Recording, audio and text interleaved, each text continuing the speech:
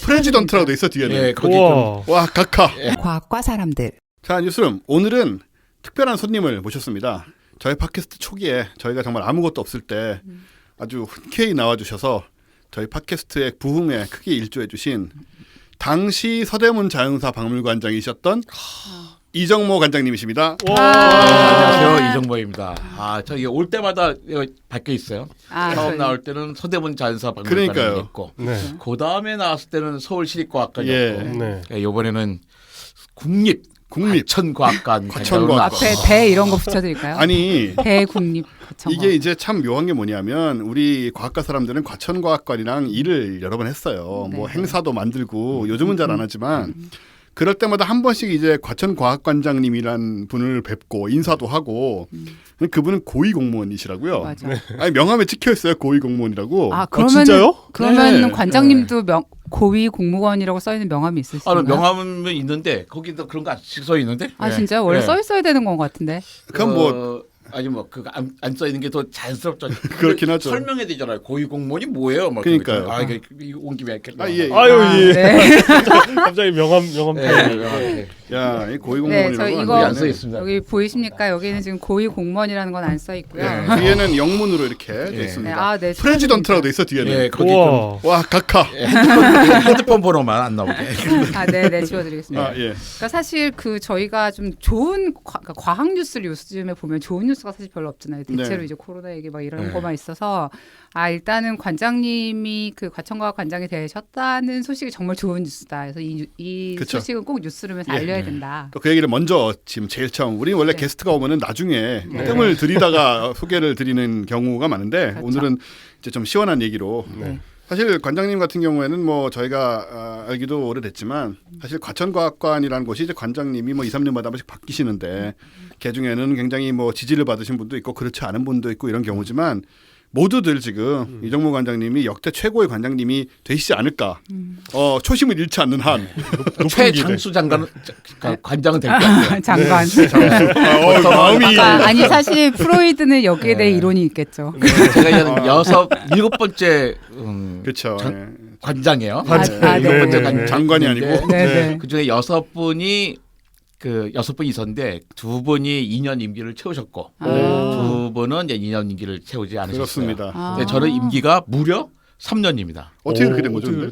그게 그러니까 뭐 외국 공모제예요. 공무원과 비공무원이 다 할 수가 있는데 내부에서 됐을 경우는 임기가 2년이고 외부에서 왔을 때는 임기를 3년으로 이제 보장하기로 그렇군요. 되어 있습니다. 너무 좋네요. 네. 사실 저는 계속 공무원이었지만 어쨌든 저는 이제 과기정통부 바깥에서 맡기 때문에 3년으로 돼 있어서 그래서 저도 제일 좋은 게 그동안 이제 약간 2년이 짧아요, 사실. 맞아요. 그러니까 뭔가 새로운 일을 하기엔 뭐 그렇죠. 했던 일을 마무리하기 짧은데 네. 이거 3년 정도는 좀 차분히 기다려서 뭘 할 수 있는. 근데 그 시간이 짧으면 뭔가 빨리 시작해야 되잖아요. 맞아요. 이제 그러지 않고 충분히 기다려서 얘기하고 고민하면서 할 수 있는 시간이 아닐까 생각이 들어가지고요. 네. 저는 잘할 생각이 있는데 잘해도 사실 본전이다. 그러니까 아. 남들보다 훨씬 좋은 조건에서 하는 거거든요. 50%나 더 임기가 있으니까. 그래가지고 잘해야 본전이나 소리 안 듣게 더 열심히 잘 하도록 하겠습니다.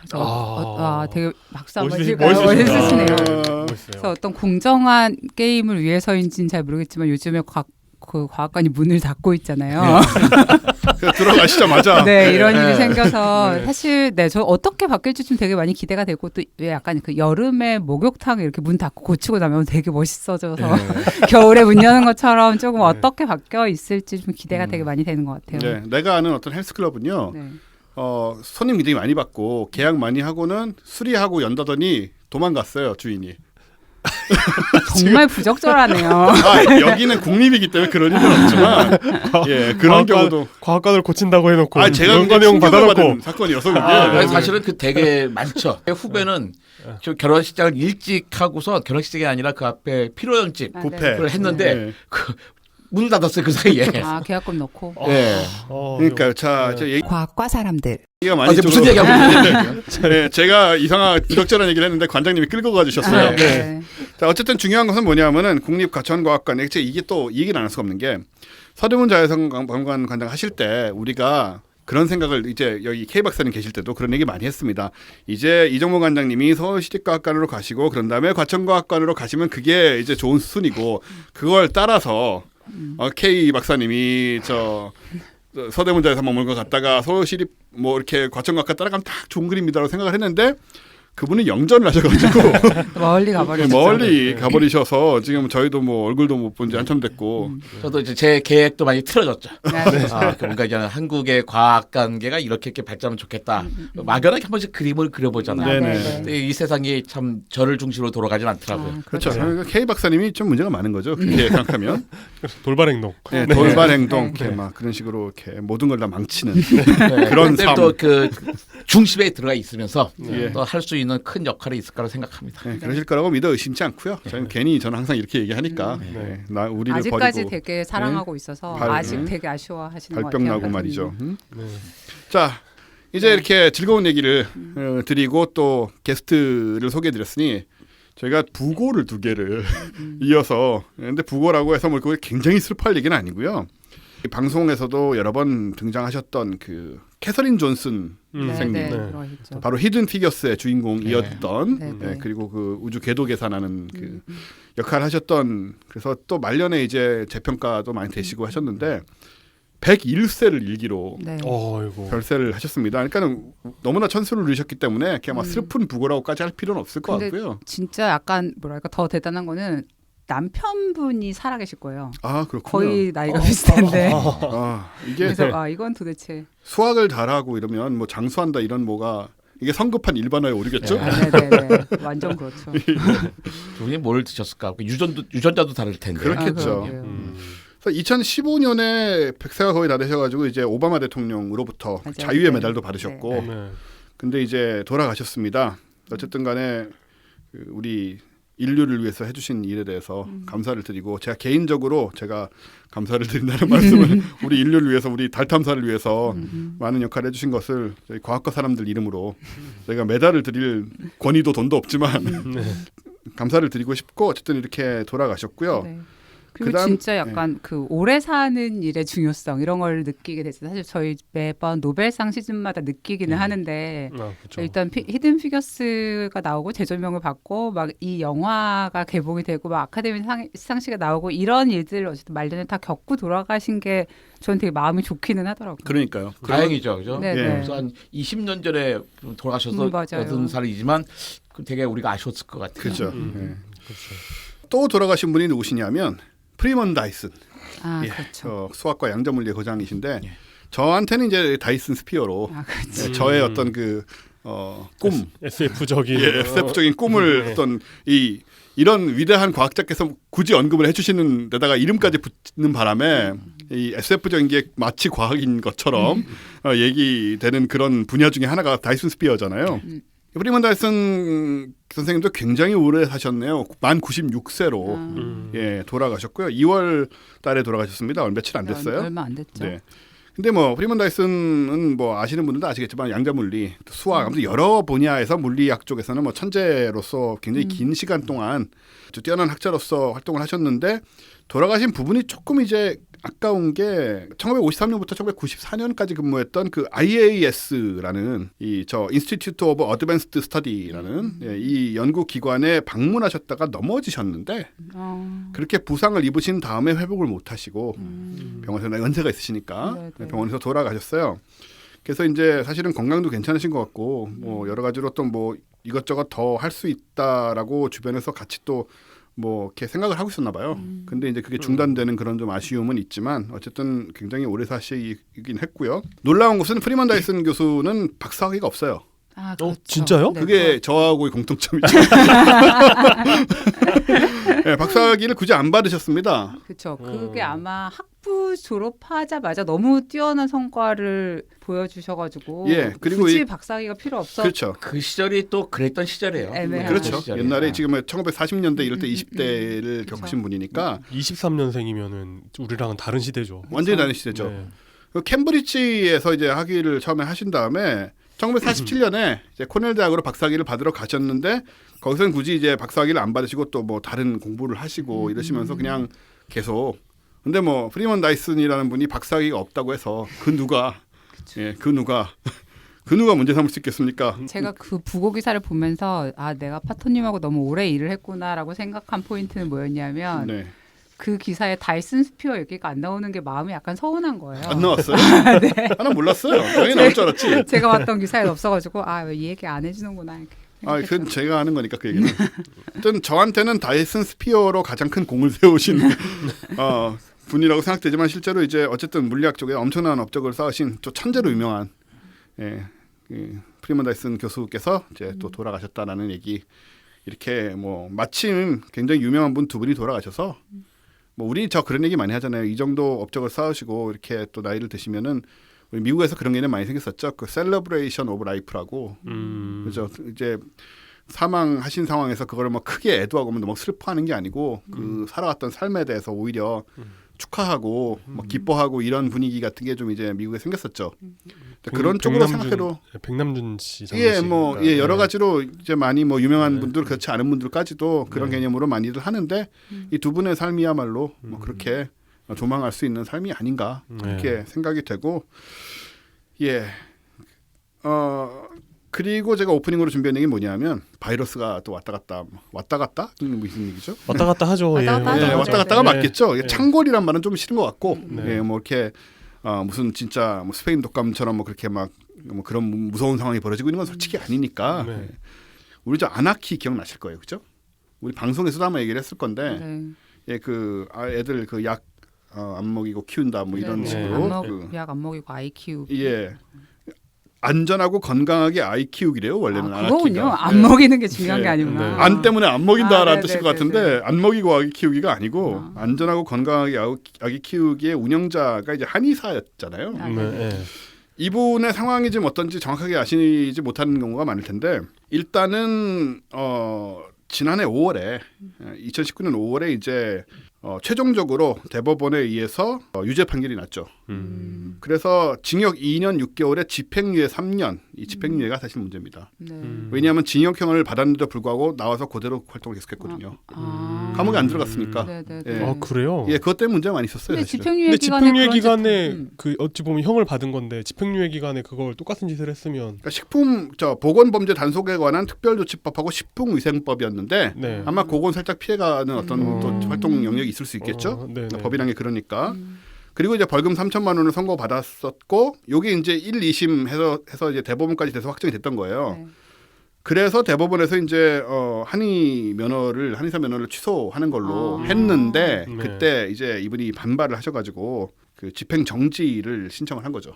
면허 취소 집행 정지. 그렇죠. 그게 이제 이렇게 저렇게 끌다가 취소가 된 거는 1월 31일이었고 그 다음에 그게 발표가 2월 9일인가 발표가 됐어요. 그래서 이제 한의사로서 활동할 수 없는 상황이 됐습니다만은 이분 같은 경우는 이제 좀 문제가 심각했죠. 여러 가지로 뭐 다 아시겠지만 우리 방송 듣는 분들은 전혀 과학적 근거가 없는 얘기들을 가지고 뭐 치료를 얘기를 하시고 그리고 한의학적 관점에서도 맞지 않는 이제 전혀 근거 없는 얘기들을 하시고 대표적으로 뭐 화상 입은 아이에게 온수로 목욕을 시키라고 했다면서. 진짜?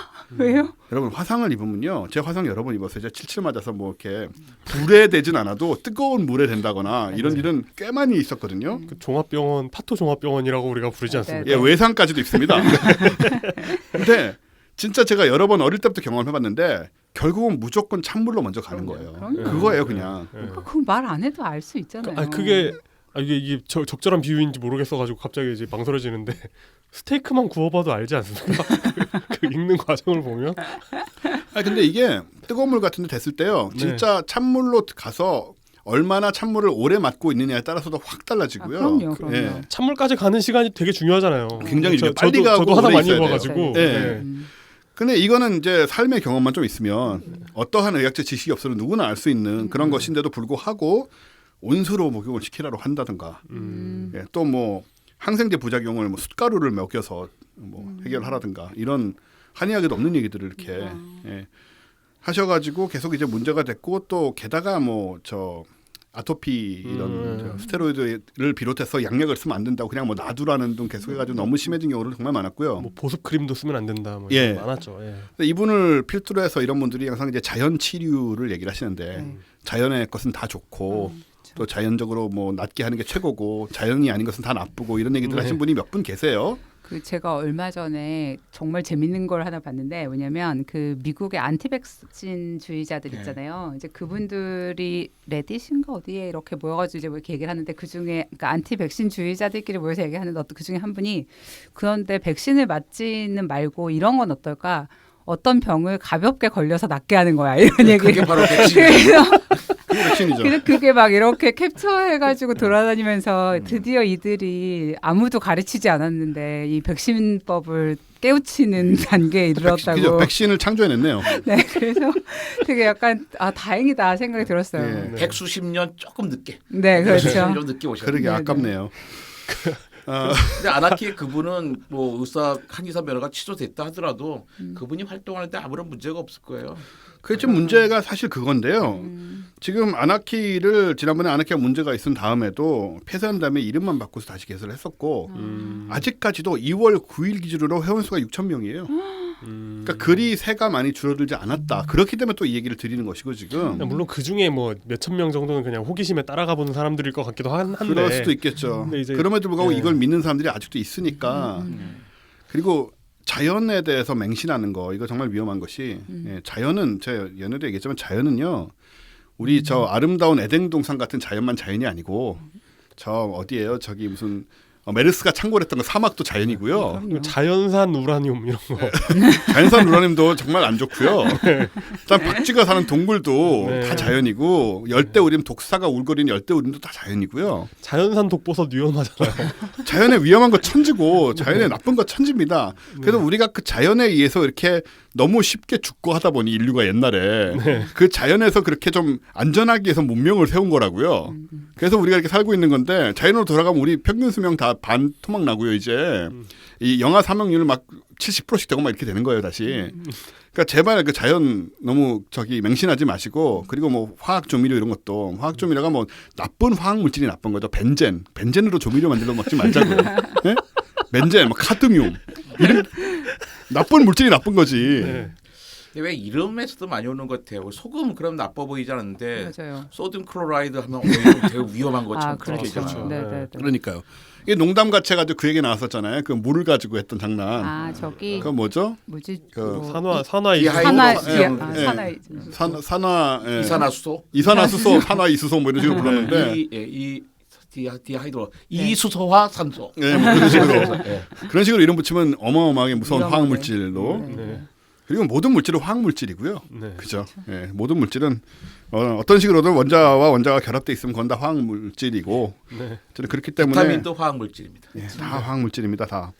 그러니까 그런 식으로 생각하지 말자 제발. 예, 그런 얘기를 우리는 적어도 방송 들은 여러분과 우리들 이 자리에 앉은 우리들만은 적어도 그런 식으로 이렇게 현혹되지 말자 이런 얘기를 또 드리고 싶어서 이분 얘기를 드렸습니다. 어쨌든 한의사 면허는 취소했지만 어떤 식으로든 활동은 계속 하실 것 같아서 개인적으로는 이분이 집행유예를 받으면 안 되는 게 아니었느냐. 그러니까 이분이 그런 생각이 들어요. 이분이 처벌도 처벌인데 이분의 어떤 해악이라고 해야 되나? 그러니까 그건 이런 게 돈이 된다는 걸 입증했다는 게 저는 맞습니다. 좀 안 좋게 느껴집니다.